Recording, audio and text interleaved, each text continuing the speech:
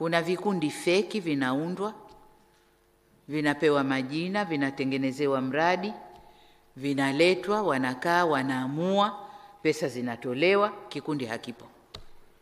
Sasa nani anakwenda kuzilipa? Kikundi hakipo.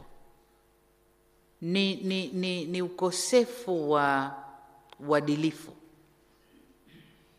Sasa mimi siamini kwamba halmashauri toka hili linapikwa mpaka linapitishwa hakuna hata mmoja anayejua kwamba hii sio kweli, hii ni uongo, hii ni ya kupika.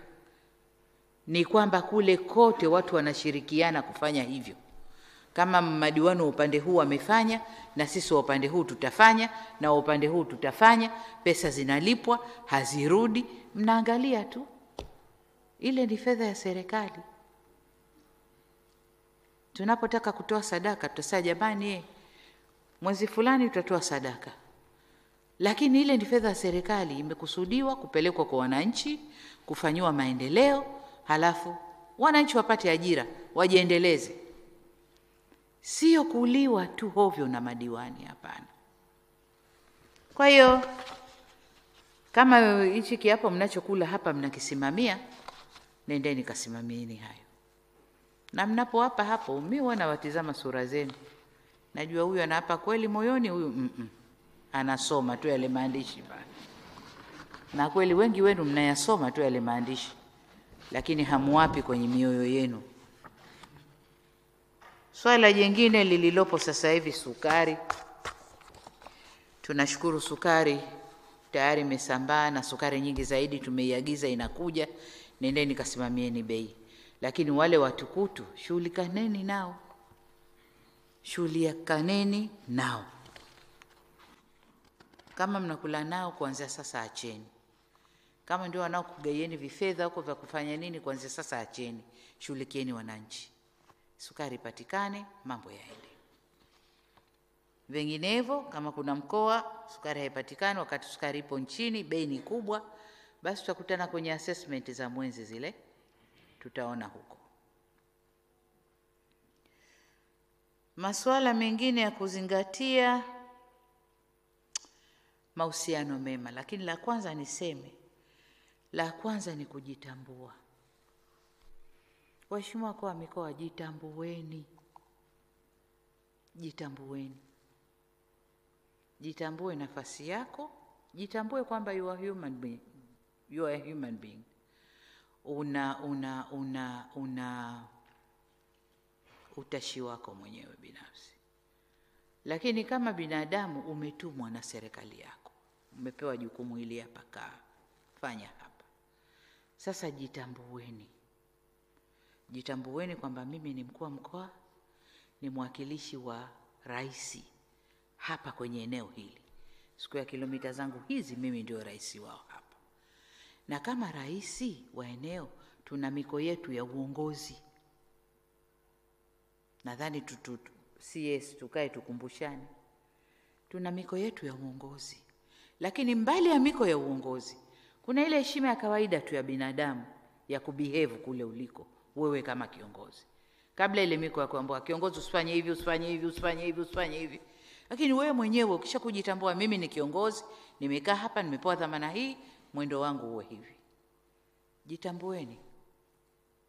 Tunapata taarifa za ajabu ajabu. Za ajabu ajabu. Nyingine mnajihatarishia maisha tu. Mnayoyafanya huko. Mnajihatarishia maisha mwenyewe. Mungu awalinde. Sasa kwanza jitambueni. Mlivyo, dhamana zenu na kazi zenu. Jitambueni. Lakini la pili, mahusiano mema sehemu ya kazi. Mimi nashangaa, utasikia mkuu wa wilaya haziendi, mkuu wa mkoa na rasi haziendi, huyu na huyu haziendi, sijui nani huyo mkuu wa wilaya na nani yake haziendi. Kama wanadamu, kila mtu alizaliwa kwao, alikuzwa makuzi ya kwao, lakini wote tumepita shule jamani, si kweli? Na tukafunzwa heshima za kitaifa, si kweli? Na tunajua yanatakiwa nini kwenye taifa letu, si kweli? Wote sisi tumepita haya. Sasa kama yale ya nyumbani hayaendani na ya mwenzio utakayemkuta, kwa sababu mmezaliwa tofauti, mila na desturi zenu tofauti, basi yale ya kitaifa tuliokuzwa nayo fanyeni kazi yale. Mnagombana kipi? Na ukienda deep, miugomvi yote fedha, vitu vingine, mali. Ukienda deep huko, fedha, mali, mamlaka. Utasikia mkuu wa mkoa ananiingilia mamlaka yangu, manake kafanya hivi, hanitaki mie mbunge, ana mtu wake kaweka, manake nini? Wabunge wakija na hayo, naambia hapana. Kama unafanya kazi vizuri jimboni kwako, hakuna wa kukuondoa. La kama hufanyi vizuri unataka kubebwa, hilo halipo. Lakini ni kweli kuna some cases wewe una mamlaka yako kama mkuu wa mkoa, unaenda kumpangia mwenzio mbunge mwingine, wa nini? Hivi ukakushinda kumuita mwambie ndugu yangu wewe mbona hatuendi vizuri? Hebu kaa kitako hapa. Mbunge kazi yako 1 2 3 4 5 na mimi mkuu wa mkoa zangu ni hizi. Kwa nini tunagongana? Fanya zako nifanye zangu. Eneo lako liko kwenye mamlaka yangu, lazima nikusimamie kule. Sasa kuna ambao hawataki kusimamiwa, lakini kuna wale ambao kweli wanajiingiza kwenye mambo mengine ambayo hayamuhusu. Kweli ni eneo lako, lakini sio kupanga hivyo. Hayo ni mambo ya chama, sasa ndio tutajua nani asimame, nani asisimame, nani hivi. Kwa hiyo hayo. Nyingine, upatikanaji tu wa haki za watu kama nilivyosema pale mapema, na upatikanaji wa huduma mbalimbali katika maeneo yenu. Nilikuwa natizama na hili nasema leo ya pili, Mbeya, Mwanza mjini kabisa. Mjini nadhani Nyamagana ilikuwa. Kuna shule inaitwa Nyerere sijui. Pale kuna mkuu wa wilaya, kuna mkuu wa mkoa yuko Mwanza mjini, mkuu wa wilaya. Kuna halmashauri dedi yuko hapo. Kuna viongozi mbalimbali. Shule ina madarasa sijui 4, 5. Wanafunzi, kila darasa lina wanafunzi 150, 140. Wanatoka wanasoma chini ya mti.